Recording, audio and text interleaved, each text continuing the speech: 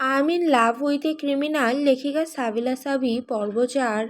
মেফেয়ারের সেই Victorian town হাউসে তখন সদ্য ভোরের আলো ফুটছে। বাইরের কুয়াশা ভেজা শহরটা যখন সবেমাত্র জেগে উঠছে। ভাইপারের দিনের শুরুটা তখন অনেক আগে হয়ে গেছে। আজ রাতটাই তার জীবনে মোড় ঘুরিয়ে দেওয়ার মতো গুরুত্বপূর্ণ। সেন্ট্রাল ব্যাংক ডাকাতির চূড়ান্ত প্রস্তুতি। 5 ফুট 7 ইঞ্চি দীর্ঘদেহী এই নারী, যাকে অপরাধ জগতে সবাই এক নামে চেনে ভাইপার হিসেবে, আয়নার সামনে দাঁড়িয়ে সে তার চুলগুলোকে শক্ত করে ঝুঁটি করে নিল। তার অ্যাসিস্ট্যান্ট ইভানা এক গ্লাস প্রোটিন শেক নিয়ে নীরবে দাঁড়িয়ে আছে তার পাশে।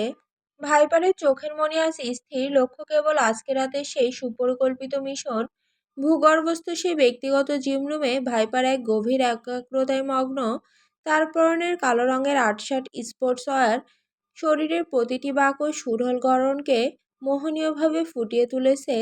সে একাধারে নারীসুলভ কোমলতা আর অ্যাথলেটিক নমনীয়তার এক অনন্য প্রতিচ্ছবি। মেঝেতে ভর দিয়ে পুশ আপ করার সময় তার শরীরের প্রতিটি পেশির ছন্দময় নড়াচড়া নিপুণ শিল্পকর্মের মতোই। তার ছিপছিপে অথচ পাথরের মতো শক্ত শরীর, প্রতিটি পুশ আপে ঢেউয়ের মতো জেগে ওঠা পেশি আর ঘামে ভেজা লাবণ্যময় ত্বক যে কোনো পুরুষের দৃষ্টি আটকে দিতে বাধ্য।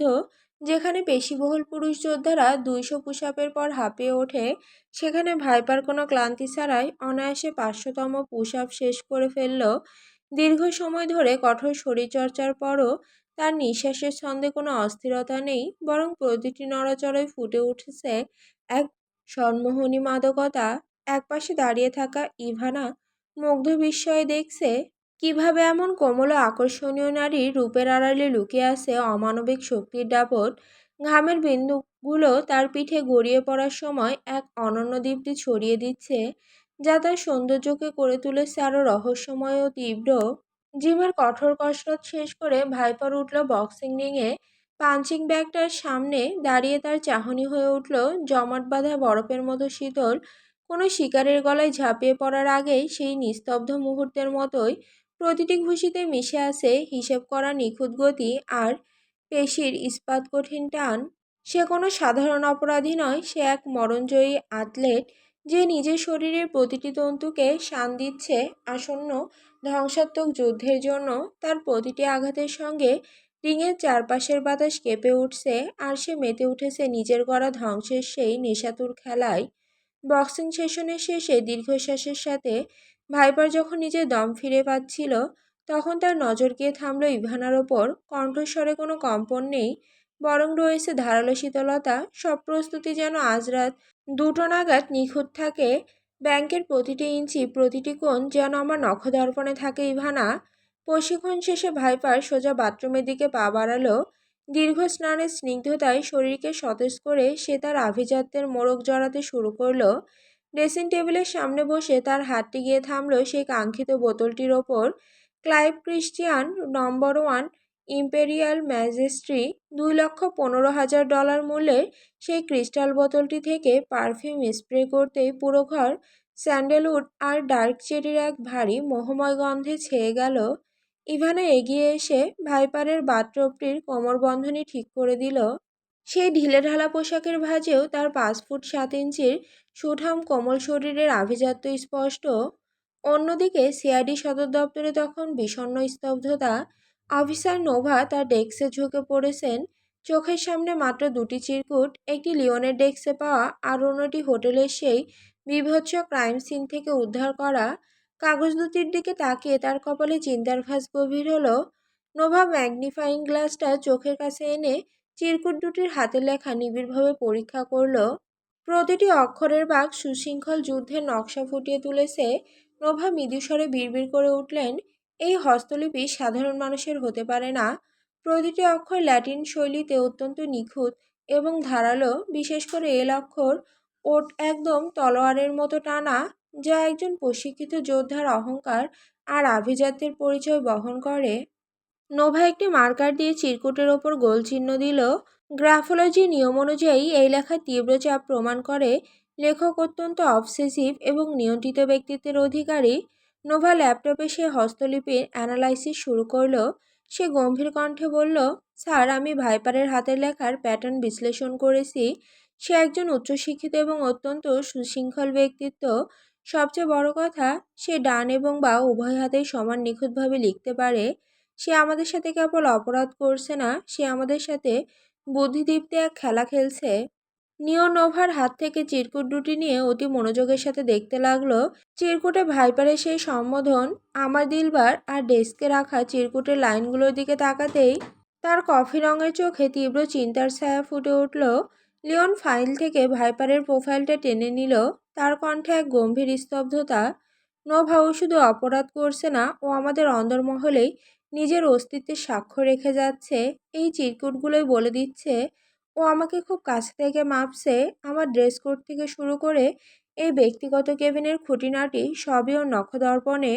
নোভার দৃষ্টি তীক্ষ্ণ চিরকুটের কোনায় লেগে থাকা কালির দাগের ওপর স্থির হলো। স্যার, এই কালি কোনো সাধারণ কালি নয়, এটা খুব দামি এবং বিরল, যা হয়তো কেবল অভিজাত কোনো ড্রয়িং রুমেই পাওয়া যায়। লিওনের চোয়াল শক্ত হয়ে উঠল। ভাইপারের এই আভিজাত্যই কি তবে তার আসল পরিচয়? সে ল্যাপটপের দিকে তাকিয়ে বিড়বিড় করে বলল, আগামীকাল সূর্য ওঠার আগে এই রহস্যের জট আমাদের খুলতেই হবে। সে হয়তো এখন আবার কোনো বড় শখ কষছে।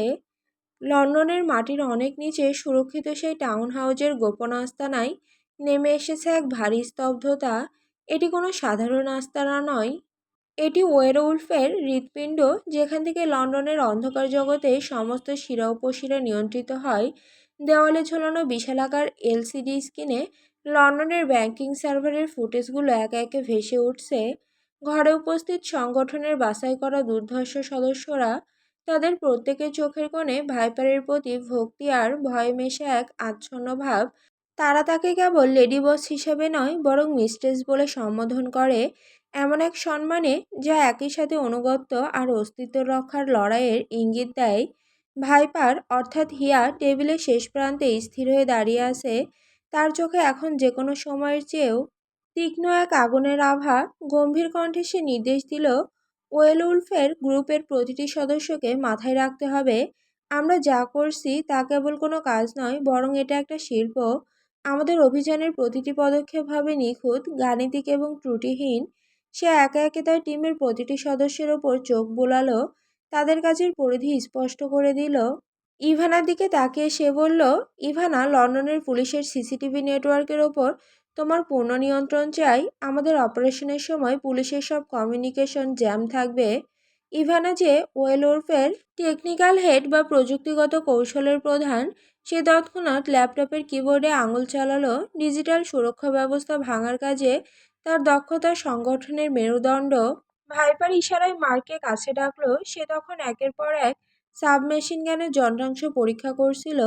ওয়েলউলফের ওয়েপন মাস্টার বা অস্ত্রভাণ্ডারের প্রধান হিসেবে মার্কের দক্ষতার প্রশ্নাতীত। তার দিকে তাকিয়ে ভাইপার সহজ গলায় বলল, মার্ক, আজকের কাজে কোনো আওয়াজ যেন বাইরে না যায়। সাইলেন্সড অস্ত্র ব্যবহার করবে। ওয়েলউলফের আগমনের যেন কোনো শব্দ না হয়। আমরা যাব ছায়ার মতো আর কাজ গুটিয়ে নেব নিঃশব্দে। ভাইপার এবার সারার দিকে তাকালো। সারা দলের ইনফিল্ট্রেটর, ভেতরে ঢুকে তথ্য হাতানোর কাজটা সেই ভালো বোঝে। তার কাঁধে হাত রেখে ভাইপার সহজ করে বলল, সারা, ভেতরে সব নজর এখন তোমার ওপর। বস ড্যানিয়েলের কড়া নির্দেশ আছে, সিসিটিভি ফুটেজে যেন আমাদের কোনো চিহ্ন না থাকে। তুমি সেখানে আমার চোখ হয়ে থাকবে। ভাইপার এবার সবার দিকে স্থির দৃষ্টিতে তাকালো, তার কণ্ঠে বরফের মতো শীতলতা। বস ড্যানিয়েল আমাদের নির্দেশ দিয়েছেন, আর আলফা হিসেবে তোমাদের পথ দেখাবো আমি। একটা কথা যেন ভুলো না হয়, তোমরা ওয়েলউলফ এর অংশ। এই খেলায় হেরে যাওয়ার কোনো সুযোগ নেই। আমাদের পথে যদি কেউ বাধা হয়ে দাঁড়ায়, সে যেই হোক বা খোদ আইন তাকে মুছে ফেলবে। দুনিয়া যেন জানতে পারে আমরা এসেছি, শুধু রেখে যাব ধ্বংসের চিহ্ন। সবার মাথা নিচু হয়ে এলো। ভক্তি আর ভয় মেশানো এক গভীর অনুগত্যে ডুবে গিয়ে তারা সমন্বয়ে বলে উঠল, ইয়েস মিস্ট্রেস। লন্ডনের রাতের আকাশ আজ মেঘাচ্ছন্ন। ঘড়ির কাঁটা ঠিক রাত 2টোর ঘরে। সেন্ট্রাল ব্যাংক অফ লন্ডনের চারপাশে এখন পিনপতন নীরবতা। সব ঝক্কি আর কোলাহল সরিয়ে রেখে ব্যাংকের মেইন সার্ভার রুম আর ভল্টের ভেতর তখন এক নিভৃত অস্থিরতা। মেফেয়ারের সেই টাউন হাউস থেকে ভাইপার বেরিয়ে এসেছে তার পূর্ণ প্রস্তুতি নিয়ে। পরনে জেড ব্ল্যাক ট্যাকটিক্যাল গিয়ার, মুখে কালো মাস্ক, আর তার প্রতিটি নড়াচড়ে ভেসে আসছে সেই চেরি অ্যান্ড স্যান্ডালউডের ভারী মাদকতাময় ঘ্রাণ। ব্যাংকের মেইন সিকিউরিটি সিস্টেমটি একটি সেন্ট্রাল এআই গ্রিড দ্বারা নিয়ন্ত্রিত। ভাইপার যখন হ্যাকিং শুরু করলো তখন সে জানতো না সিআইডি ডাটাবেজে তার জন্য এক বিশেষ ফাঁদ পাতা আছে। সিআইডি সদর দপ্তরের কমান্ডো সেন্টারের নিস্তব্ধতা ভেঙে হঠাৎই একটি উচ্চকণ্ঠের বিপ বিপ শব্দ পুরো রুমে ছড়িয়ে পড়ল। অফিসার নোভা তার মনিটরের দিকে তাকিয়ে দেখল পুরো লন্ডনের ম্যাপে সেন্ট্রাল ব্যাংকের পয়েন্টটি লাল হয়ে দপদপ করছে। নোভা দ্রুত লিওনার্দোর দিকে তাকিয়ে বলল, স্যার, ভাইপারের হ্যাকিং প্যাটার্ন, আমি গত 3 দিন ধরে যে বিশেষ অ্যালগোরিদম সেট করে রেখেছিলাম সেটা ভাইপারের ডিজিটাল সিগনেচার শনাক্ত করেছে। সে ব্যাংকের মেইন সিকিউরিটি গ্রিড বাইপাস করার চেষ্টা করছে। লিওনার্দো মুহূর্তের মধ্যে নিজের বন্দুকটা চেক করে নিল। তার কফি কালারের চোখ দুটোয় তখন আগুনের হলকা। সে জানতো ভাইপার কোনো সাধারণ ব্যাংক ডাকাতি করছে না, এটি সরাসরি তার জন্য একটি আমন্ত্রণ। সে গম্ভীর গলায় নির্দেশ দিল, সব টিমকে রেডি করো, এবার আর তাকে ফসকে যেতে দেওয়া যাবে না। ব্যাংকের ইন্টারনাল সার্ভারে ভাইপারের হ্যাকিংয়ের সময় ডেটা ট্রাফিক অসামঞ্জস্য বা অ্যানোমালি ধরা পড়ল। সে ব্যাংকের মেইন অ্যালার্ম সিস্টেম ডিজেবল করতে পারলেও ভল্ট এরিয়ায় থাকা সেই সাইলেন্ট ট্রিগার সক্রিয় হয়ে উঠল। ভাইপার যেইমাত্র ভল্টের ডিজিটাল লকের উপর তার কোডগুলো প্রয়োগ করল, সেই সাইলেন্ট ট্র্যাপটি সিআইডি হেডকোয়ার্টারে রেড ফ্ল্যাগ সংকেত পাঠালো। সিআইডি এখন ভাইপারের প্রতিটি ডিজিটাল পদচিহ্ন ট্র্যাক করছে। ব্যাংকের মূল ভল্টের সামনে দাঁড়িয়ে ভাইপার ল্যাপটপে শেষ কোডটি বসাচ্ছে। কিবোর্ডে তার আঙুলের দ্রুতলয় দেখে মনে হচ্ছিল সে কাজ করছে না, বরং কোনো এক রহস্যময় সুর তুলছে। ভল্টের ভারী দরজাটা যখন এক গুমোট আওয়াজ তুলে সরতে শুরু করলো, সে বুঝতে পারল এই খেলা এখন আর শুধু ভল্ট ভাঙার মধ্যে সীমাবদ্ধ নেই। সে এখন লিওনের সরাসরি নজরে। ঠোঁটের কোণে ফুটে উঠল তার সেই চিরচেনা বিষাক্ত হাসি। সে আসলে লিওনকে টার্গেট করেনি, বরং তাকে নিজের মরণ ফাঁদে টেনে এনেছে। ঠিক সেই মুহূর্তে বাইরে করা ব্রেক আর টায়ারের তীক্ষ্ণ আর্তনাদ ছাপিয়ে ব্যাংকের সামনে এসে থামল সিআইডির একের পর এক গাড়ি। সেন্ট্রাল ব্যাংকের চারপাশ ঘিরে নেমে আসা নিস্তব্ধতা যেন কোনো এক আসন্ন ঝড়ের পূর্বাভাস। বাইরে রাত যত গভীর হচ্ছে, লিওনার্দোর বুকের ভেতরটাই ততটাই উত্তাল হয়ে উঠছে। শীতাতপ নিয়ন্ত্রিত এই বিশাল অট্টালিকার ভেতরে ঠিক কতটা শীতলতা খেলা করছে তা বাইরে দাঁড়িয়ে থাকা সিআইডি টিমের প্রতিটি সদস্য হাড়ে মর্যায় টের পাচ্ছে। সামনের এলইডি মনিটরগুলোতে ফুটে ওঠা দৃশ্যগুলো যেন সিনেমার কোনো বীভৎস ফ্রেম। ভাইপারের লোকজন প্রতিটি জিম্মির মাথার ওপর পিস্তল উঁচিয়ে ধরে আছে। যে কোনো মুহূর্তে আঙুলের সামান্য চাপে একটি তাজা প্রাণ ঝরে পড়ার অপেক্ষায়। মনিটরের অস্পষ্ট আলোয় লিওনার্দো দেখছে আতঙ্কিত মানুষগুলোর চোখের দৃষ্টি, কারো চোখে পাথরের মতো জমাট বাঁধা ভয়, কারো বা গাল বেয়ে নামছে অবিরত অশ্রুধারা। এই প্রতিটি অশ্রুবিন্দু লিওনার্দোর হৃদয়ে তপ্ত সীসার মতো এসে পড়ছে। বাইরে থেকে করিডোরের ভেতরে দৃশ্যগুলো দেখে মনে হচ্ছে সেটি আর ব্যাংকের করিডোর নেই, সেটি এখন এক বিভীষিকাময় মৃত্যুপুরী। লিওনার্দোর হাতের মুঠো শক্ত হয়ে আসে। তার দলের সবার কপালে চিন্তার গভীর রেখা। কেউ বা বিড়বিড় করে অস্ত্র পরীক্ষা করছে, কেউ বা দৃষ্টি ফিরিয়ে নিচ্ছে মনিটর থেকে। সহ্য করতে পারছে না এই অসহ্য নিষ্ঠুরতা। তাদের প্রতিটি পদক্ষেপ এখন যেন সময়ের সাথে পাল্লা দেওয়া এক দাবার চাল। বাইরে থাকা দলটির ভেতরে যে অস্থিরতা আর চাপা উত্তেজনা, তা যেন ওই করিডোরের বন্দি মানুষগুলোর দম বন্ধ করা কষ্টের প্রতিচ্ছবি। রাত বাড়ছে কিন্তু নিস্তব্ধতা ভাঙছে না। বাইরে লিওনার্দো এবং তার দল এক অমোঘ বাস্তবতার সামনে দাঁড়িয়ে। ভেতরে থাকা মানুষগুলোর জীবনের প্রতিটি সেকেন্ড এখন তাদের সিদ্ধান্তের ওপর নির্ভর করছে। একটি ভুল, একটি শব্দ, একটি সামান্য ভুল পদক্ষেপ, আর ওপাশে নেমে আসা চিরস্থায়ী অন্ধকার। ব্যাংকের ঠিক উল্টো দিকের অন্ধকার গলিতে দাঁড় করানো সিআইডির হাইটেক ভ্যানটি এখন এই অপারেশনের প্রাণকেন্দ্র। বাইরে তীব্র উত্তেজনার মাঝেও ভ্যানের ভেতরে নিস্তব্ধতা। শুধুমাত্র ল্যাপটপ আর মনিটরের কুলিং ফ্যানের গুনগুন শব্দ ভেসে আসছে। ব্যাংকের করিডোর থেকে বেশ খানিকটা দূরত্বে এই সুরক্ষিত আস্তানা থেকেই লিওনার্দো পুরো পরিস্থিতি নিয়ন্ত্রণ করছে। ব্যাংকের বাইরে সিআইডির সেই কন্ট্রোল প্যানেলে বসে থাকা লিওনের চোখে মুখে তখন হাজারো চিন্তা। তাদের ল্যাপটপের স্ক্রিনে ব্যাংকের ভেতরে সিসিটিভি ফুটেজ ভেসে উঠছে। হঠাৎই ল্যাপটপের ডিসপ্লেটা কেঁপে উঠল, আর একটা ইনকামিং ভিডিও কলের নোটিফিকেশন এলো। লিওন কলটা রিসিভ করতে স্ক্রিন জুড়ে ভেসে উঠল ভাইপারের সেই শীতল মুখ। ভাইপার বসে আছে একদম শান্ত হয়ে, যেন কোনো বড় ড্রয়িং রুমে আয়েশ করে সে কফি খাচ্ছে। কিন্তু ল্যাপটপের ওই স্ক্রিনে ফুটে ওঠা দৃশ্যটি একদম ভিন্ন। তার মাথার পাশে ধরা পিস্তলের নল আর জিম্মিদের কাঁপা কাঁপা শ্বাস। ভাইপার হাসলো, খুব আলতো, প্রায় অলক্ষ্য এক হাসি। তার ভ্রু পিয়ার্সিংটা নীল আলোয় চিকচিক করে উঠল। লিওনার্দো দেখল ভাইপার সরাসরি ক্যামেরার দিকে তাকিয়ে আছে, যেন সে ঠিক জানে লিওন কোথায় বসে ল্যাপটপের স্ক্রিনের দিকে তাকিয়ে আছে। অফিসার লিওন, ভাইপারের কণ্ঠস্বর স্পিকারে যান্ত্রিক শোনালেও তাতে মিশেছিল অদ্ভুত এক স্থিরতা। সে ব্যস্ত নয়, তাড়াহুড়োও নেই তার। সে তার বন্দুকের নলটা দিয়ে স্ক্রিনে থাকা এক জিম্মির কপালে আলতো করে চাপ দিল। জিম্মিটি কেঁপে উঠল, কিন্তু শব্দ করার সাহস পেল না। লিওনার্দো ল্যাপটপ থেকে ভাইপারের কণ্ঠস্বর আবার ভেসে এলো। বাইরে খুব গরম, তাই না? আমি ভাবলাম তোমাদের একটু শীতল করি, কি বলো? ভাইপারের চোখের নিচে কাটা দাগটা কুঁচকে উঠল তার বাঁকা হাসির সাথে। সে ক্যামেরা থেকে চোখ সরাল না। লিওনার্দো ল্যাপটপের কিবোর্ডে হাত রাখলো। তার আঙুলগুলো সামান্য কাঁপছে কিনা তা সে নিজেও জানে না। ভাইপার যে তাকে সরাসরি কথা বলার আমন্ত্রণ জানাচ্ছে, এটা কেবল একটি কৌশল, তাকে মানসিকভাবে ভেঙে ফেলার একটি নিখুঁত চাল। কন্ট্রোল রুমে থাকা বাকিদের মধ্যে কোনো নড়াচড়া নেই। তারা জানে এখন যে কোনো ভুল শব্দ বা ভুল সিদ্ধান্তের খেসারত দিতে হবে করিডোরের ওই মানুষগুলোকে। লিওনার্দোর চোয়াল শক্ত হয়ে উঠল, দাঁতে দাঁত চেপে সে গর্জে উঠল, খেলনা বন্ধ করো ভাইপার, বেরিয়ে এসো। তোমার এই নোংরা কৌশলে কোনো নিরীহ মানুষের গায়ে যদি একটা আঁচড়ও লাগে, তবে কথা দিচ্ছি পৃথিবীর কোনো কোণেই তুমি আমার হাত থেকে রেহাই পাবে না। আজকের পর থেকে তোমার পৃথিবী বলতে শুধু ওই অন্ধকার জেলখানাটাই থাকবে। স্ক্রিনের ওপাশে ভাইপার বিন্দুমাত্র বিচলিত হলো না। শান্ত ভঙ্গিতে সে কিবোর্ডের ওপর আঙুল বোলালো। তারপর এক মুহূর্তের জন্য লিওনার্দোর কফি রঙা চোখের দিকে অপলক দৃষ্টিতে তাকিয়ে রইল। তার কণ্ঠস্বর ছিল বিষাক্ত অথচ অদ্ভুতভাবে মায়াবী, যেখানে উত্তেজনার চেয়েও বেশি ছিল এক গভীর অসুস্থ আসক্তি। ভাইপার অত্যন্ত ধীর স্থির কণ্ঠে বলল, অফিসার, আপনি কেন ভাবছেন আমি পালাতে চাই? আমি তো চাই না আপনি আমাকে ছেড়ে দিন। বরং আমার আকাঙ্ক্ষা হলো আপনি আমাকে আইনের হাত থেকে বাঁচাবেন না, বরং আপনার হৃদয়ের কারাগারে বন্দি করে রাখবেন। ভাইপারের প্রতিটি কথাই ব্যাংকের থমথমে বাতাসের বিষের মতো ছড়িয়ে পড়ল। লিওন স্থির হয়ে ল্যাপটপের পর্দার দিকে তাকিয়ে রইল। একদিকে আইনের শত বাধ্যবাধকতা, অন্যদিকে ভাইপারের এই ভয়ঙ্কর পাগলাটে প্রেমের টানাপোড়েন। সব মিলিয়ে লিওনার্দো নিজেকে এক অচেনা গোলকধাঁধায় বন্দি বলে মনে করল। ভাইপার ওপাশ থেকে আবারও ফিসফিসিয়ে উঠল, শিকারী যখন শিকারের অপেক্ষায় ওত পেতে থাকে, তখনই তো খেলার আসল নেশা। লিওন, আজ রাতের শুরুটা তো মাত্র হলো, দেখি আপনার আইন আমার বোনাই মরণ ফাঁদকে সামলায় কিভাবে।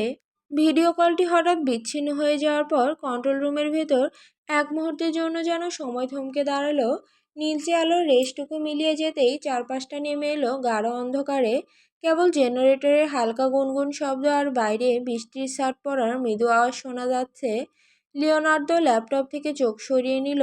তার চোখের সামনে তখনও ভাইপারের সেই বাঁকা হাসি আর চোখের নিচের কাটা দাগটি জীবন্ত হয়ে ভাসছে।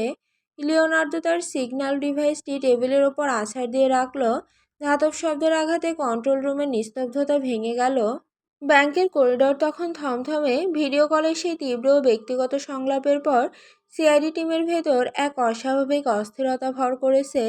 লিওনার্দোর চোয়াল শক্ত, দৃষ্টি নিবদ্ধ ব্যাংক ভবনের সেই নিস্তব্ধ দেয়ালগুলোর দিকে। পাশ থেকে অফিসার নোভা ভ্রুকুচকে ফিসফিস করে জিজ্ঞেস করলো, স্যার, এই ভাইপার এসব কী বলছে?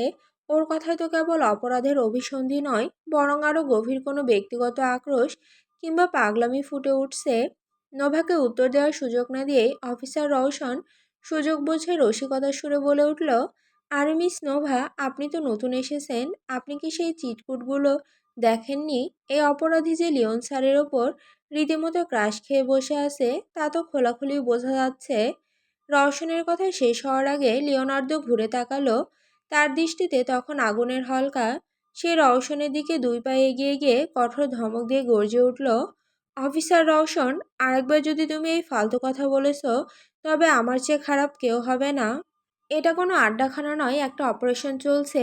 জিম্মি হওয়া মানুষগুলোর জীবনের প্রশ্ন এখানে। এখন এইসব ফালতু কথা বন্ধ করে দেখো কিভাবে ভেতরে ঢোকা যায়। আর কতক্ষণ এভাবে হাত গুটিয়ে গাড়িতে বসে থাকবো? রওশন ভয়ে চুপসে গিয়ে মাথা নিচু করে নিল। পরিবেশটা মুহূর্তের মধ্যে বরফের মতো ঠান্ডা হয়ে গেল। ঠিক সেই মুহূর্তে অফিসার নোভা ফাইল হাতে রিপোর্টগুলো লিওনার্দোর সামনে মেলে ধরল। স্যার, আমি ওর আগের অপরাধের তালিকা বিশ্লেষণ করছিলাম। এই ভাইপারের কর্মকাণ্ড অবিশ্বাস্য। এর আগে দুবাই, আমেরিকা, এমনকি রাশিয়ার মতো কঠিন দেশেও সে বড় বড় ব্যাংক ডাকাতি করেছে। শুধু তাই নয়, রাশিয়ার কুখ্যাত ড্রাগ মাফিয়াদের সাথে মিলে সে গোপনে ড্রাগ পাচারের বড় একটি সিন্ডিকেট নিয়ন্ত্রণ করছিল। যেখানেই সে গেছে সেখানেই ধ্বংস আর রক্তের দাগ রেখে এসেছে। অথচ আজ পর্যন্ত কেউ তাকে ছুঁতেও পারেনি। লিওনার্দো গম্ভীর মুখে নোভাকে থামিয়ে দিয়ে বলল, তার মানে সে শুধু একজন দুর্ধর্ষ খুনি নয়, সে আন্তর্জাতিক আন্ডারওয়ার্ল্ডের একজন দক্ষ খেলোয়াড়। সে জানে পুলিশ কিভাবে কাজ করে, আর ঠিক সেই সুযোগটাই সে নিচ্ছে। নোভা, ব্যাংকের ব্লুপ্রিন্টটা বের করো। যেভাবে হোক আমাদের কোনো একটা বিকল্প রাস্তা বের করতে হবে। সে আমাদের ডাকছে ঠিকই, কিন্তু আমরা তার ফাঁদে পা দেব না। মানুষগুলোকে আমাদের জীবিত উদ্ধার করতে হবে। লিওনার্দোর কণ্ঠে একজন দক্ষ অফিসারের ধীরতা স্পষ্ট। সে জানে ভাইপার তাকে ব্যক্তিগতভাবে চ্যালেঞ্জ জানালেও এখন তার একমাত্র লক্ষ্য নিরপরাধ মানুষগুলোকে রক্ষা করা। ভাইপারের ড্রাগস পাচারের এই অন্ধকার ইতিহাস মনে পড়তেই লিওনের কপালে দুশ্চিন্তার ভাঁজ আরও গাঢ় হলো। সে বুঝতে পারল এটা কেবল ব্যাংক ডাকাতি নয়, এটা এক আন্তর্জাতিক অপরাধের জাল, যার কেন্দ্রবিন্দুতে আজ দাঁড়িয়ে আছে সেই রহস্যময়ী ভাইপার, অথবা এর পেছনে আরও বড় মাপের কেউ। ব্যাংকের ভল্ট এরিয়ায় তখন টানটান উত্তেজনা। একদিকে ভাইপারের নিখুঁত হ্যাকিং, অন্যদিকে জিম্মিদের আর্তনাদ। কিন্তু হুট করে পরিস্থিতি বদলে গেল। ব্যাংকের ম্যানেজার, যিনি এতক্ষণ ভাইপারের প্রতিটি চাল খুব কাছ থেকে পর্যবেক্ষণ করছিলেন, তিনি সুযোগ বুঝে লুকিয়ে রাখা একটি রিভলভার বের করে ফেললেন। তার সাথে থাকা আরও দুজন অভিজ্ঞ সিকিউরিটি গার্ড ভাইপারকে ঘিরে ফেলে। ম্যানেজার গর্জে উঠলেন, খেলা শেষ ভাইপার, আমাদের জিম্মি করার সাহস তোর কিভাবে হলো? ভাইপার তখনও ভল্টের সামনে হাঁটু গেড়ে বসেছিল। তার ঠোঁটের কোণে এক চিলতে শীতল হাসি ফুটে উঠল। সে উঠে দাঁড়ালো না, উল্টো ল্যাপটপটা একপাশে রেখে খুব শান্ত গলায় বলল, সাহস সাহস তো অনেক আগেই শেষ হয়ে গেছে। এখন যা বাকি আছে তা হলো কেবল আমার ধৈর্য। ম্যানেজার আর গার্ডরা যখন ভাইপারের দিকে ঝাঁপিয়ে পড়ল, তখন ভাইপারের শরীর যেন স্প্রিংয়ের মতো কাজ শুরু করলো। কোনো সাধারণ নারীর মতো নয়, সে যেন এক প্রচণ্ড গতির ঝড়ে রূপান্তরিত হলো। প্রথম গার্ডটি ঘুষি মারতে আসতেই ভাইপার বিদ্যুৎ গতিতে মাথা নিচু করে তার কবজিটা মুচড়ে দিল। একটা হাড় ভাঙার মটমট শব্দ পুরো ভল্ট এরিয়ায় ছড়িয়ে পড়ল। গার্ডটি যন্ত্রণায় চিৎকার করে মাটিতে লুটিয়ে পড়ল। দ্বিতীয় গার্ডটি কিছু বুঝে ওঠার আগেই ভাইপার তার পা দিয়ে গার্ডের বুকে এক জোরালো কিক মারল, যা তাকে ছিটকে গিয়ে ব্যাংকের দেওয়ালে আছড়ে পড়ল। ম্যানেজার ভয়ে কাঁপতে কাঁপতে ট্রিগার চাপতে গেলেন, কিন্তু ভাইপার ততক্ষণে তার সামনে।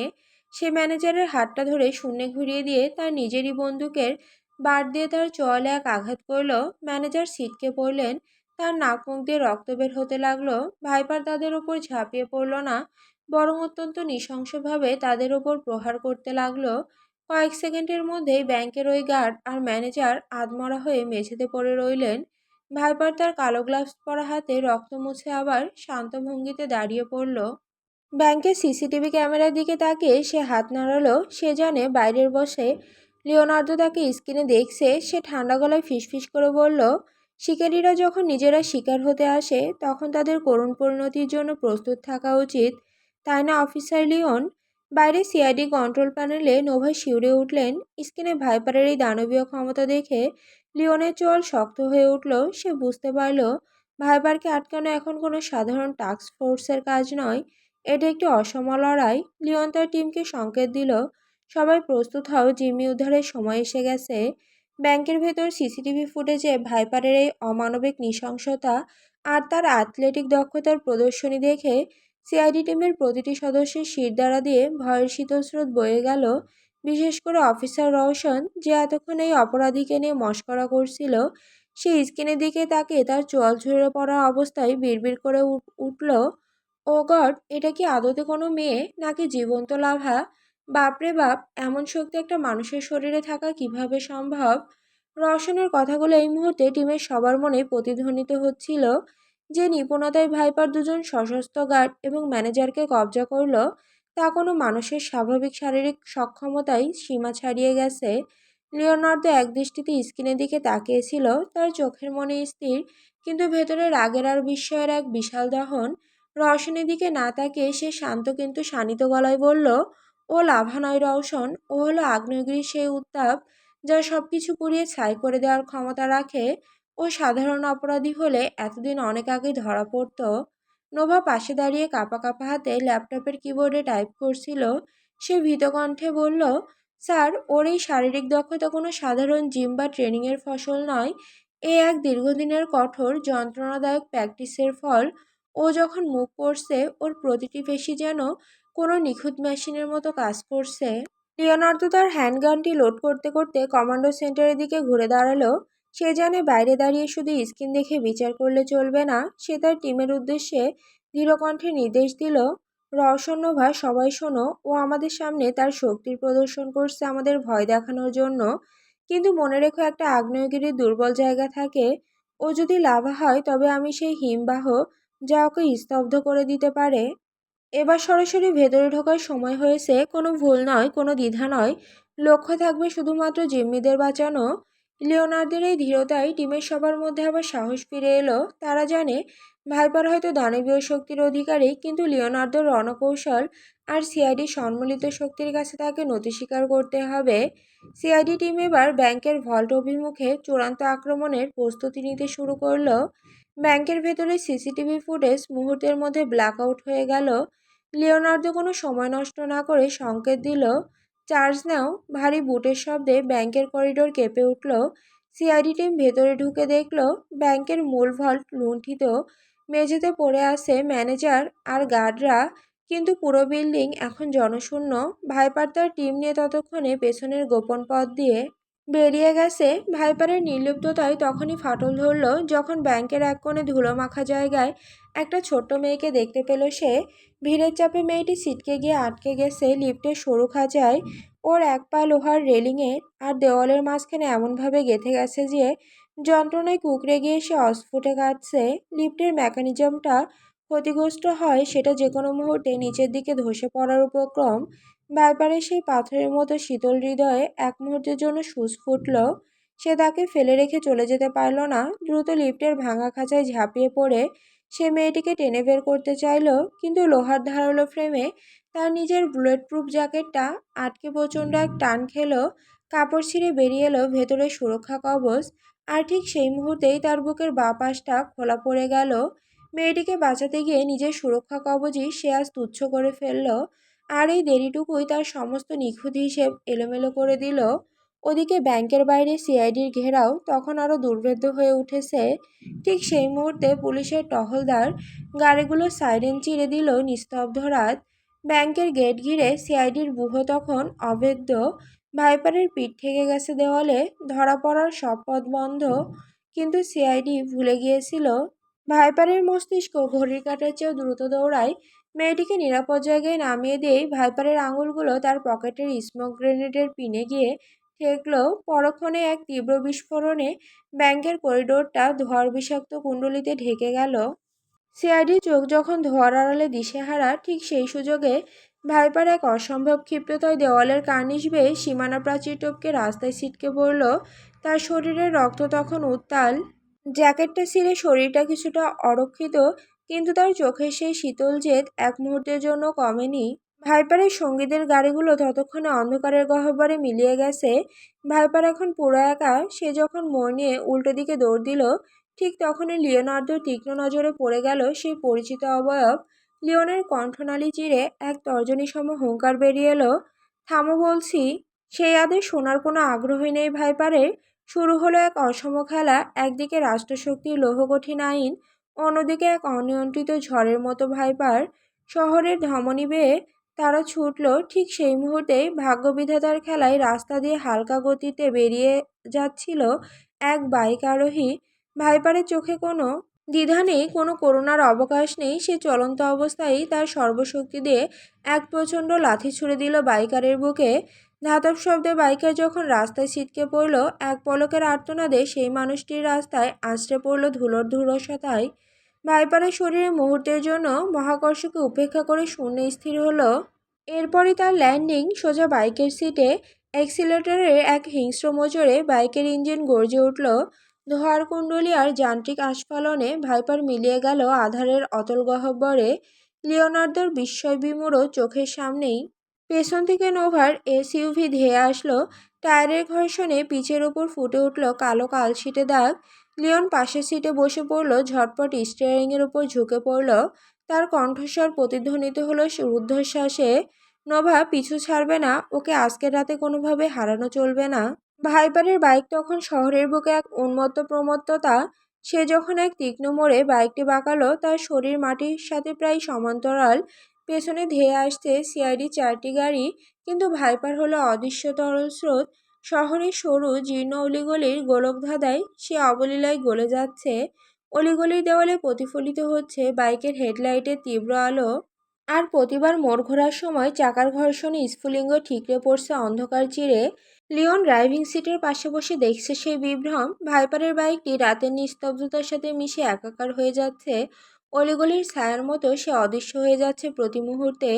নোভার হাতের কারসাজি আর লিওনের তীব্র লক্ষ্যভেদী দৃষ্টিকেও সে যেন উপহাস করে যাচ্ছে তার চাতুর্যে। লন্ডনের রাতের ব্যস্ত রাস্তায় সিআইডির গাড়ির সাইরেন আর ভাইপারের বাইকের ইঞ্জিনের গর্জনে এক ভয়াবহ আবহ তৈরি হয়েছে। লিওন তার গাড়ির জানালা দিয়ে পিস্তল উঁচিয়ে ধরল, তার চোয়াল শক্ত, দৃষ্টি লেজারের মতো ভাইপারের ওপর স্থির।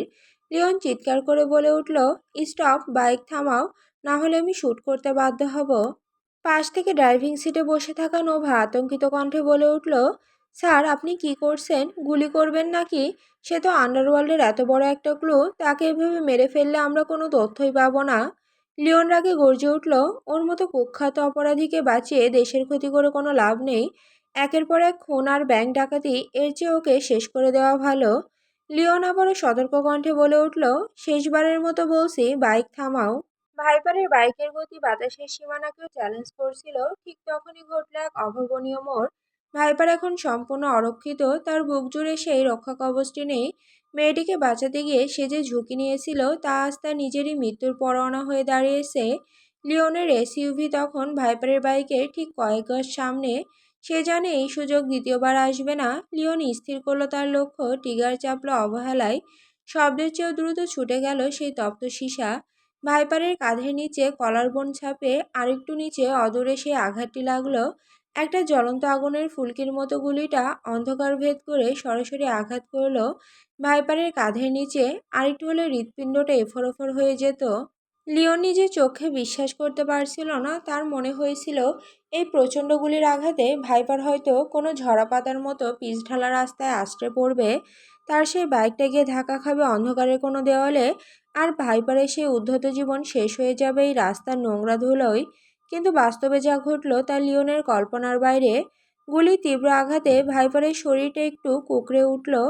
মুখ দিয়ে বেরিয়ে এলো এক চাপা আর্তনাদ, কিন্তু সে পড়ে গেল না। তার রক্তক্ষরণ হচ্ছে, শার্ট ভিজে কালচে হয়ে আসছে, কিন্তু তার আঙুলগুলো স্টিয়ারিং হ্যান্ডেলটাকে এক চরম শক্তিতে চেপে ধরল। সে কি ব্যথার ওপারে চলে গেছে? নাকি তার ভেতরে এমন কোনো আগুন জ্বলছে যা মৃত্যুকেও বুড়ো আঙুল দেখাচ্ছে? হঠাৎ করেই সে বাইকটি ঘুরিয়ে নিল এক ঘন অন্ধকার জঙ্গলের সরু পথ দিয়ে। সিআইটির ভারী এসইউভি সেই সরু এবং কাটা ঝোপে ভরা পথে প্রবেশ করতে পারল না। গাড়িগুলো থমকে গেল। লিওন গাড়ি থেকে নেমে দৌড়াতে শুরু করলো, কিন্তু ভাইপার ততক্ষণে অন্ধকারের আড়ালে অদৃশ্য। লিওন গর্জে উঠে বলল, নোভা কুইক, আকাশপথের সাহায্য নাও। আধ ঘন্টার মধ্যে সিআইডির হেলিকপ্টার এসে আকাশ থেকে সার্চলাইট দিয়ে পুরো জঙ্গল তন্ন তন্ন করে খুঁজছে। হেলিকপ্টারের বিশাল সার্চলাইটের আলোয় গাছগাছালির নিচে কোনো প্রাণের স্পন্দনই ধরা পড়ল না। লিওন পুরো এলাকা তন্ন তন্ন করে খুঁজল, কিন্তু কোথাও কোনো পায়ের ছাপ বা বাইকের চিহ্ন নেই। ভাইপার যেন বাতাসের সাথে মিশে গেছে। লিওনের হাত মুঠো করে জঙ্গলের মাটির দিকে তাকিয়ে রইল। ভাইপারের রক্তমাখা চিহ্নটুকু পর্যন্ত সেখানে নেই। সে বুঝতে পারল এই শিকারী সাধারণ কোনো বন জঙ্গলের গোলকধাঁধায় হারিয়ে যায়নি, বরং সে লিওনের নিয়ন্ত্রণের বাইরে এক রহস্যময় জগতে নিজেকে লুকিয়ে ফেলেছে। লন্ডনের শহরতলি ছাড়িয়ে অনেক গভীরে পুরোনো এক পরিত্যক্ত ওয়্যারহাউস, যা ভাইপারের অন্যতম গোপন আস্তানা। জঙ্গলের চিপা রাস্তা দিয়ে কোনো মতে বাইক চালিয়ে আসার সময় ভাইপারের শরীর তখন অবসাদ আর রক্তক্ষরণে অবশ হয়ে আসছিল। আস্তানার বিশাল লোহার গেটটা পার হতেই সে বাইক থেকে টলে পড়ে গেল। আগে থেকে সতর্ক থাকা ইভান এবং তার অনুগতরা দ্রুত দৌড়ে এলো। ভাইপারের শ্বেতশুভ্র মুখমণ্ডল এখন ফ্যাকাশে, বাম কাঁধ থেকে রক্ত ঝরছে অবিরাম। তাকে দ্রুত ভেতরের অপারেশন টেবিলে নেওয়া হলো অস্ত্রোপচারের জন্য। তখন কোনো আনেস্থেশিয়া দেওয়ার সময় নেই। ইভানা যখন সার্জিক্যাল কাঁচি আর ফরসেপ দিয়ে সেই তপ্ত গুলিটি বের করার চেষ্টা করলো, যন্ত্রণায় ভাইবারের মুখ দিয়ে এক আকাশভেদী আর্তনাদ বেরিয়ে এলো। তার লোহা কঠিন শরীরটা যন্ত্রণায় ধনুকের মতো বেঁকে যাচ্ছিল। ওই শানিত ফোরশেপ যখন হাড়ের নিচ থেকে গুলিটি টেনে বের করলো, ভাইপার অস্ফুটে নাম উচ্চারণ করলো, মা। কিছুক্ষণ পর আস্তানার দরজায় ভারী বুটের আওয়াজ শোনা গেল। তাদের বস ড্যানিয়েল ঘরে ঢুকলো। তার চোখে মুখে কোনো দয়া নেই, আছে কেবল শীতল হিসেব। সে রক্তমাখা টেবিলের দিকে তাকিয়ে গম্ভীর গলায় বলল, বোকা মেয়ে, একটা ছোট মেয়ের জন্য নিজের জীবন বাজি রাখার মানে কি? অফিসার লিওনার্দো এখন জানে তুমি আহত, সে এবার শিকারী কুকুরের মতো তোমাকে খুঁজবে। ভাইবার তখন অচৈতন্য প্রায়। ড্যানিয়েল তার দিকে একবার তাকিয়ে ঘুরে দাঁড়ালো। যাওয়ার আগে নিষ্ক্রিয় স্বরে নির্দেশ দিল, ওকে যেভাবে হোক বাঁচাও, কিন্তু ও যদি জ্ঞান ফেরার পর আর আগের মতো কাজ করতে না পারে, তবে সেই ব্যর্থতার মূল্য ওকেই দিতে হবে। ড্যানিয়েল চলে যাওয়ার পর পুরো আস্তানা নিস্তব্ধতায় ডুবে গেল। ভাইপারের ধীরগতির হৃদস্পন্দন মনিটরে বিপ বিপ শব্দে জানান দিচ্ছে সে মৃত্যুপুরীর দ্বার প্রান্তে। অতিরিক্ত রক্তক্ষরণ আর গুলির আঘাতে তার শরীর পুরোপুরি ভেঙে পড়েছে। সারা রাত পার হয়ে গেল, ভাইপারের জ্ঞান ফিরল না। তাদের পার্সোনাল চিকিৎসকরা জানালো তার শরীর কোমা বা গভীর সংজ্ঞাহীনতায় দিকে চলে গেছে। ইভানা তার পাশে বসে কাঁদছে, কিন্তু ভাইপার নিথর। তার কপালে এখনো সেই ঘামের বিন্দু, ঠোঁটের কোণে সেই পরিচিত জেদ। সিআইডি ল্যাবে তখন ডিজিটাল স্ক্রিনগুলোয় তথ্য ভেসে উঠছে। সেই বাইকটি যার কাছ থেকে ভাইপার ছিনিয়ে নিয়েছিল, সেই হতভাগ্য বাইকারকে খুঁজে বের করে জিজ্ঞাসাবাদের জন্য আনা হয়েছে। নোভা বাইকারটিকে জেরা করে দ্রুত লিওনের কাছে রিপোর্ট নিয়ে এলো। স্যার, বাইকটির মালিকের কাছ থেকে জানা গেছে ওই বাহকটিতে জিপিএস ট্র্যাকার লাগানো ছিল, কিন্তু ভাইপার সেটাকে এমনভাবে ড্যামেজ করেছে যে এখন আর সঠিক লোকেশন পাওয়া যাচ্ছে না। লিওন জানালার দিকে তাকিয়েছিল, তার মনে এখনো সেই দৃশ্যটা ভাসছে, ভাইপারকে গুলি করার মুহূর্ত। সে ধীর গলায় বলল, সে জানে আমরা প্রযুক্তির সাহায্য নেব। সে জিপিএস ড্যামেজ করলেও বাইকটি যে রাস্তায় গেছে তার সিসিটিভি ফুটেজ তো ড্যামেজ করতে পারেনি।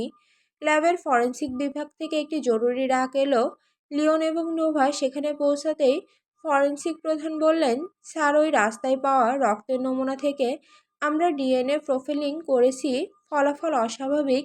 এটি কোনো সাধারণ রক্ত নয়, এতে কিছু বিশেষ রাসায়নিকের উপস্থিতি পাওয়া গেছে, যা সাধারণত কোনো হাই প্রোফাইল ট্রেনিং বা স্টেরয়েডের সংমিশ্রণ হতে পারে।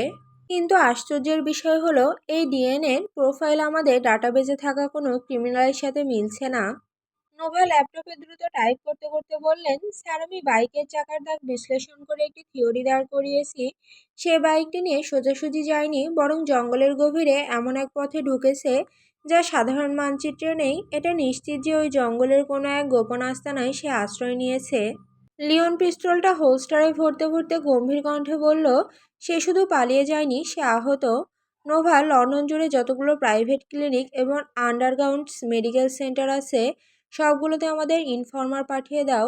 ভাইপারের মতো কেউ এভাবে গুলি খেয়ে বসে থাকার কথা নয়। সে নিশ্চয়ই কোনো চিকিৎসার ব্যবস্থা করছে। বাইরের লন্ডনের আকাশে তখন ঝুম বৃষ্টি। লিওন জানে ভাইপার এখন মৃত্যুর সাথে পাঞ্জা লড়ছে, কিন্তু তার মনের ভেতর এক অদ্ভুত দ্বন্দ্ব। আইনের লোক হিসেবে সে চায় অপরাধীকে পাকড়াও করতে, কিন্তু একজন মানুষ হিসেবে সেই গুলি করার মুহূর্তটি তাকে তাড়া করে ফিরছে। এদিকে জঙ্গল ঘেরা সেই পরিত্যক্ত আস্তানায় ভাইপারের মনিটরগুলো তখনও সিগন্যাল দিচ্ছে। ইভানা আতঙ্কিত হয়ে দেখছে সিআইডি তাদের নেটওয়ার্কের প্রতিটি কোণ দিয়ে তাদের খুঁজে বেড়াচ্ছে। অফিসার নোভা হঠাৎ উত্তেজিত হয়ে উঠল, স্যার, একটা হিট পাওয়া গেছে। শহরের বাইরে পরিত্যক্ত একটি ওয়্যারহাউস এরিয়ার গত 1 ঘন্টায় অস্বাভাবিক পাওয়ার কম্পোজিশন রেকর্ড করা হয়েছে। এটা কি কাকতালীয়? লিওন মুহূর্তের মধ্যে নিজের জ্যাকেটটা টেনে নিল। তার চোখে এখন সিআইডি অফিসারের সেই কঠোর শীতলতা ফিরে এসেছে। তৈরি হও সবাই, আজকের রাতটাই হবে চূড়ান্ত, ধরা তাকে পড়তেই হবে।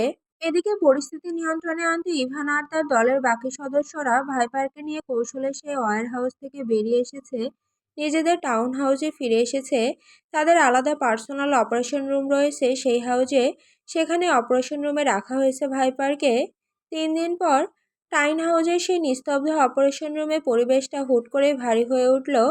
ভাইপারের জ্ঞান ফেরার খবর পেয়ে ড্যানিয়েল সেখানে হাজির হয়েছে।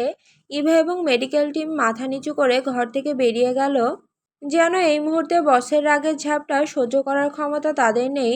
ড্যানিয়েল ধীর পায়ে ভাইপারের খাটের পাশে এসে দাঁড়ালো। ভাইপারের শ্বেতশুভ্র মুখমণ্ডল, কাঁধের ব্যান্ডেজ আর অক্সিজেন মাস্কের আড়ালে ঢাকা তার শ্বাস প্রশ্বাস সবই ড্যানিয়েলের চোখের সামনে। ড্যানিয়েল তার হাতের দস্তানা খুলে ভাইপারের কপালে আলতো করে হাত রাখলো, কিন্তু তার চোখের চাহনিতে কোনো কোমলতা নেই, আছে এক গভীর ধিক্কার। ড্যানিয়েল এক দীর্ঘশ্বাস ফেলে নিচু স্বরে বলল, তোমার এই মায়াবী আবেগ কবে শেষ হবে হিয়া? ভাইপার নামটা আন্ডারওয়ার্ল্ডের কাছে ত্রাস, কিন্তু এই চার দেওয়ালে, এই অন্ধকার আস্তানার অন্দরমহলে ড্যানিয়েল তাকে হিয়া বলেই ডাকে মাঝে মাঝে। যখনই ড্যানিয়েল হিয়াকে বিপদে পড়ে আহত অবস্থায় দেখে, অথবা যখন সে বুঝতে পারে হিয়া কোনো আবেগের বশবর্তী হয়ে নিজের কাজ নষ্ট করছে, তখনই সে এই পুনর নামটা ব্যবহার করে।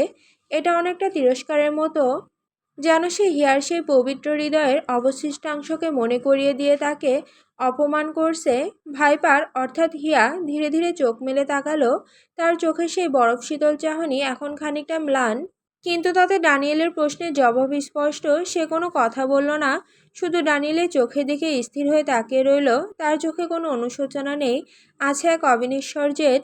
ড্যানিয়েল তার চেয়ারটা টেনে হিয়ার একদম কাছে বসলো। তার কণ্ঠস্বর এখন আরও গম্ভীর, আরও তীক্ষ্ণ। একটা সাধারণ মেয়েকে বাঁচাতে গিয়ে তুমি নিজের জীবনে ঝুঁকি নিলে। লিওনার্দো হায়াস তোমার শত্রু, তোমার শিকার, সে তোমার ভালোবাসার মানুষ নয়।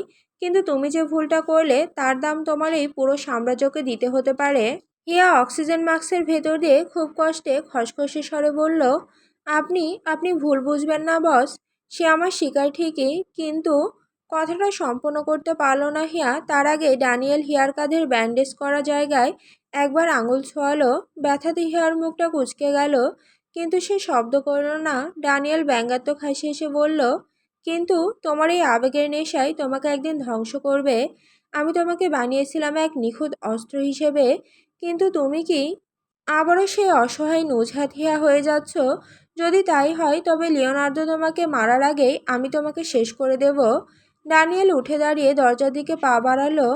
হিয়া তার দিকে তাকিয়েই রইল। ড্যানিয়েলের দেওয়া এই হুমকিটা তার কাছে নতুন নয়, কিন্তু আজকের এই হিয়া সম্বোধনটা তার হৃদয়ের গভীরে এক সুপ্ত ক্ষত তৈরি করে দিয়ে গেল। সে কি সত্যি আবারও সেই নুজহাত হিয়া হয়ে যাচ্ছে, যে লিওনার্দোর গিটারের সুর শুনে নিজেকে হারিয়ে ফেলেছিল? ড্যানিয়েল ঘর থেকে বেরিয়ে যেতেই হিয়া একা হয়ে গেল। অন্ধকারে সেই ঘরে শুয়ে সে শুধু ভাবল, ড্যানিয়েল হয়তো ভুল, সে হিয়া হয়ে ফিরে আসছে না, সে ভাইপার হয়ে লিওনার্দোকে নিজের করে নিতে চায়। সে জানে এই আঘাতের পর তার লড়াইটা এখন আরও বেশি ব্যক্তিগত, আরও বেশি মরণপণ। পরের দিন সকাল, টাউন হাউসের জানালা দিয়ে আসা ভোরের আলো ভাইপারের ঘরে সে অন্ধকার আর ভারী গাম্ভীর্যকে খানিকটা মলিন করেছে। সে এখন আগের চেয়ে কিছুটা সুস্থ, যদিও তার বাম কাঁধের ক্ষতটা এখনও দগদগে। অপারেশন টেবিলের পাশে ছোট্ট একটি ট্রেতে রাখা ছিল সেই অভিশপ্ত বুলেটটি, যা সার্জারির সময় ইভা বের করেছিল। ভাইপার ধীর স্থিরভাবে হাত বাড়িয়ে বুলেটটি তুলে নিল। আঙুলের ডগায় বুলেটটির গায়ে স্পর্শ করতেই তার চোখ আটকে গেল সূক্ষ্ম খোদাই করা দুটি অক্ষরে, এলএইচ লিওনার্দো হায়াস। বুলেটটির দিকে তাকিয়ে ভাইপারের ঠোঁটের কোণে রহস্যময় মায়াবী মুচকি হাসি ফুটে উঠল। সে জানত না লিওন এটা জেনে শুনে করেছে কিনা, কিন্তু এই সীসার টুকরোটা তার কাছে এখন কোনো মরণাস্ত্র নয়, বরং এক অদ্ভুত প্রেমের নিদর্শনের মতো মনে হলো। সে হালকা স্বরে আপন মনে বিড়বিড় করল, পৃথিবীর সবাই তার ভালোবাসার মানুষকে কত কি উপহার দেয়, ফুল, আংটি, প্রেমপত্র, আর তুমি লিওন, তুমি আমাকে দিলে একটা বুলেট। বেশ তো, সবাই ফুল দেয়, তুমি না হয় বুলেটই দিলে, আর আমি তোমার দেওয়া এই ভালোবাসার উপহারটি পরম আদরে গ্রহণ করলাম। সে মুহূর্তের মধ্যে তার দলের লোক ডেকে পাঠালো। তার নির্দেশে দক্ষ জহুরির হাতে বুলেটটিকে রূপর একটি কারুকার্যময় খাঁচায় বন্দি করে একটি সুন্দর লকেট তৈরি করা হলো। ভাইপার নিজেই নিজের হাতে সেই লকেটটি গলায় পরল। ঠান্ডার উপর বুলেটটির স্পর্শ তার বুকের ওপর যেন এক অদ্ভুত উষ্ণতা ছড়িয়ে দিল। এরপর সে আয়নার সামনে গিয়ে দাঁড়ালো। কলার বোনের নিচে গভীর ক্ষত, যেখানে এখনো সেলাইয়ের দাগ স্পষ্ট, সেই কাটা দাগের পাশেই সে এক নতুন পণ করলো। সে চায় লিওনের স্মৃতিটা তার শরীরের চামড়ায় চিরস্থায়ী হয়ে থাকুক। কোনো অ্যানেস্থেসিয়া ছাড়াই হাতে তুলে নিল ট্যাটু মেশিন। মেশিনের গড়গড় শব্দে ঘরটা ভরে গেল। সে নিজের ক্ষতবিক্ষত জায়গায় অত্যন্ত নিপুণভাবে খোদাই করে লিখল লিওন। সূচের প্রতিটি বিধে যাওয়া যন্ত্রণাকে সে উপভোগ করল। লিওনের নামে এই ট্যাটুটি তার কাছে কোনো যন্ত্রতার চিহ্ন নয়, বরং এক গর্বের চিহ্ন। সে নিজের শরীরকে উৎসর্গ করল সেই মানুষটির নামে, যে আজ তাকে মারার জন্য বদ্ধপরিকর। ট্যাটু করা শেষ হতেই সে আয়নায় নিজের প্রতিচ্ছবি দেখল। ক্ষত, বুলেটের লকেট আর লিওনের নাম সব মিলিয়ে সে এখন এক অদ্ভুত সুন্দর অথচ ধ্বংসাত্মক নারী হয়ে উঠল। ভাইপারের রুমের খোলা বারান্দা দিয়ে আকাশ পরিষ্কার দেখা যাচ্ছে। সে তার পোষা প্রশিক্ষিত ঈগল শ্যাডোকে ডেকে আনলো। তার ডানাগুলো শক্তপোক্ত এবং চোখে এক তীক্ষ্ণ দৃষ্টি। ভাইপার একটি ছোট চিরকুট ভাঁজ করে ঈগলের পায়ে আটকে দিল। চিরকুটে লেখা, এই যে মিস্টার বাজ পাখি, গুলি করার জায়গা পাওনি? আরেকটু হলেই তো বুলেট সোজাসুজি গিয়ে লাগতো আমার হার্টে। আর জানো তো, সেখানে কিন্তু তোমারই অস্তিত্বের বিচরণ। নিজের অস্তিত্বকে কেউ কি ধ্বংস করে দিলবার? ভাইপার ঈগলটিকে আকাশের দিকে ছেড়ে দিল। ঈগলটি ডানা ঝাপটে বাতাসের স্রোতে মিশে গেল লিওনার্দোর বাসার দিকে। ভাইপার বারান্দায় দাঁড়িয়ে হাসি মুখে দেখল তার সেই ভালোবাসার বার্তা নিয়ে তার শ্যাডো নিখুঁত লক্ষ্যে এগিয়ে যাচ্ছে। লিওনার্দোর বারান্দায় যখন সেই চিরকুটটি পড়বে, তখন তার চোখে মুখে কি প্রতিক্রিয়া হবে সেটা ভাবতেই ভাইপারের ঠোঁটে এক মায়াবী বিষণ্ণতার হাসি ফুটে উঠল। খেলাটা এখন আর কেবল দৌড়পাল্লা নয়, এটা এখন অনুভূতির চরম এক দাবার চাল।